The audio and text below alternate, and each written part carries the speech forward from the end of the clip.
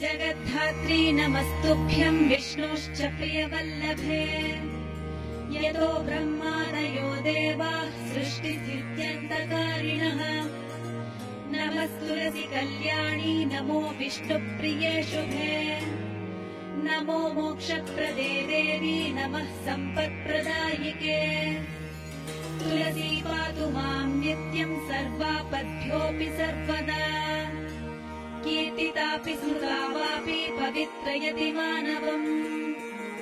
नमामि शिरसा देवीं तुलसीं विलसत्तनुम्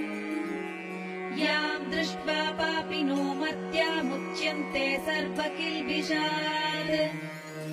तुलस्या रक्षितं सर्वं जगदेतच्चराचरम् या विनिहन्ति पापानि दृष्ट्वा वा पापिभिर्नरैः नमस्तुलस्यतितरां यस्यै बद्धाञ्जलिं कलौ कलयन्ति सुखं सर्वं स्त्रियो वैश्यास्तथा परे तुलस्या नापरं किञ्चित् दैवतं जगतीतले यथा पवित्रितो लोको विष्णुसङ्गेन वैष्णवः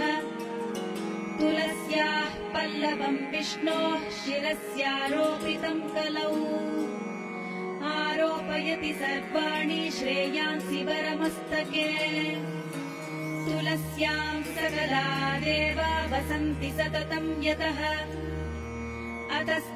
अतस्तामर्चयेल्लोके सर्वान् देवान् समर्चयन्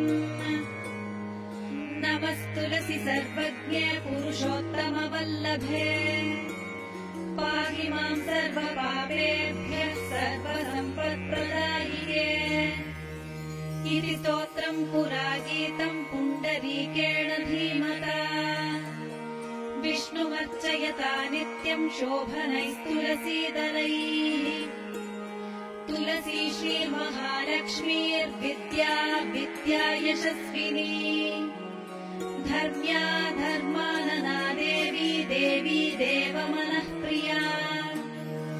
लक्ष्मी प्रियसखी देवी द्यौर्धूमिरचलाचला षोडशैतानि नामानि तुलस्याः कीर्तयन्नरः लभते सुतरां भक्तिमन्ते विष्णुपदं लभेत् तुलसी भूर्महालक्ष्मी पद्मी श्रीहरिप्रिया तुलसी श्रीसखि शुभे पापहारिणि पुण्यदे नमस्ते नारदनुते नारायण मनः प्रिये तुलसी श्रीसखि शुभे पापहारिणि पुण्यदे नमस्ते नारद मुने नारायणी मनः प्रिये तुलसी श्रीसखि शुभे पापहारिणि पुण्यदे नमस्ते नारद मुने नारायणी मनः तुलसी श्रीसखि शुभे